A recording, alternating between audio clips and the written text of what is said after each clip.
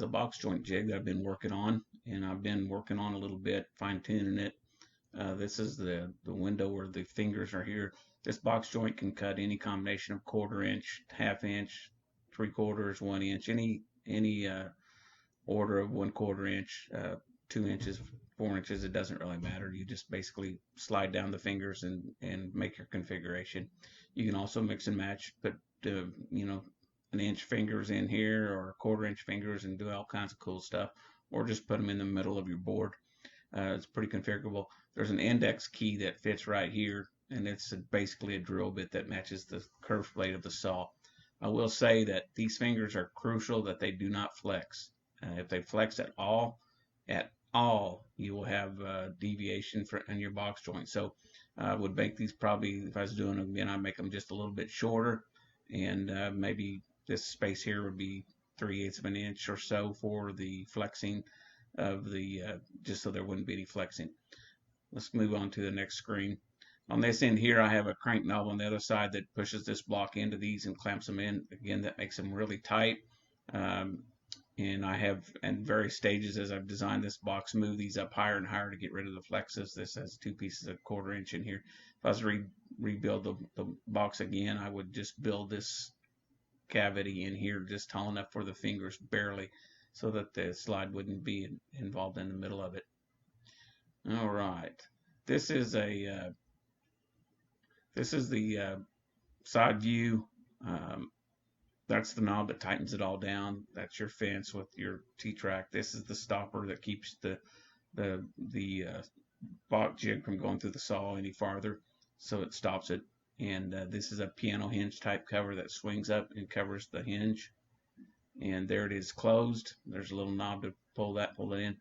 When I'm grabbing the box joint and using it, I'll hold it up here, right here, put my thumbs on there, and then I'll move this jig back and forth on there. And I can cut out to the end of that, which is almost 6 inches.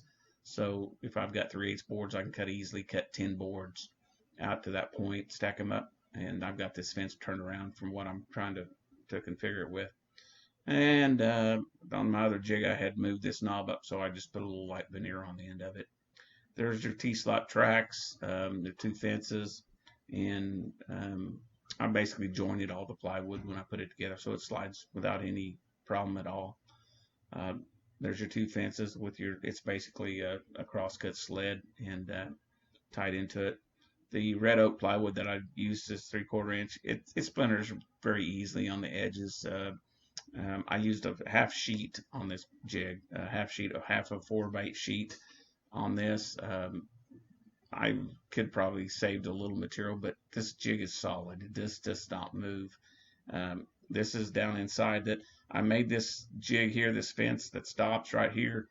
Most of the time when you're starting, this edge right here will be right next to the saw kerf, and I've made this where it's a little bit adjustable. Well, a lot just moving anywhere you want to, but in this case, generally when I'm starting out, this edge right here, right there at that saw kerf on that side. And you can adjust it up, and even after this point, it's pretty accurate. I mean, this is right there on the saw kerf, and there's all my hold down clamps and my T-track. And then right now these hold it. This is meant to flip over, and this fence be against there. I'm going to make a T-slot in there so that I can adjust a slider block to press up in against it. I just haven't got that done yet. There's the 2 fences, and I left these long just because when it goes to putting that jig in there, you can see the ends of that in that slot, and you just can put it in there. It's just easier to line it up in there with them on there. This is the box I made out. I had a bunch of 1/4 inch scraps, so I just used them as my pieces to be working with. I did cut 6 boards at a time, and it was very easy done. These are 1/4 inch fingers, and they're very tight. These were the 3/4 inch fingers moving on there to it.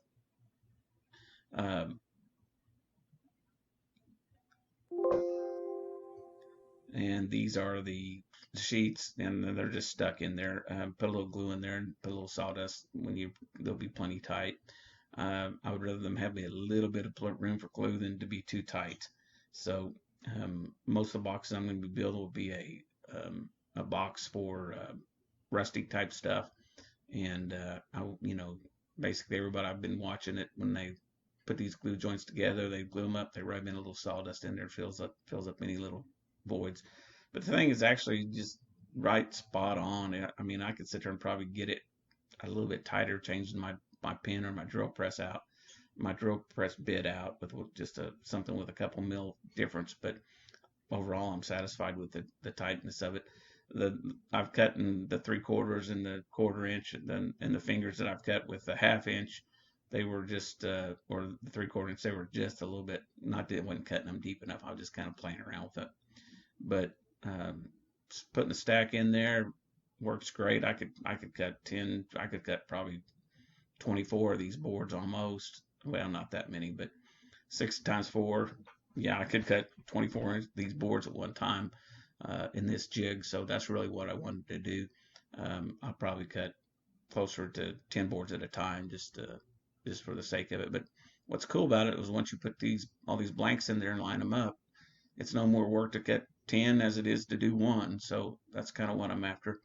And there I've just got them laid out. Of course, you can see that this is just kind of a junk plywood stuff. It's been laying around the garage, and it's got some warps on it. Some of it I've taken out and had other projects, and it's got glue and all kinds of stuff on it. So it's just a bunch of junk wood that I was using to try these out. I'm anxious to get some of my red oak fired up, and put some walnut and some maple in here and do these finger joints with. I think that's really going to be an awesome thing. The reason I was wanting to be able to do so many blocks at the same time was I work with a church scout group, and generally make 10, 12 of the same thing and use them as prizes and awards. Here's the box joint jig. It's big, and but once you're just sliding it back and forth in there, it takes no effort at all to slide it back and forth.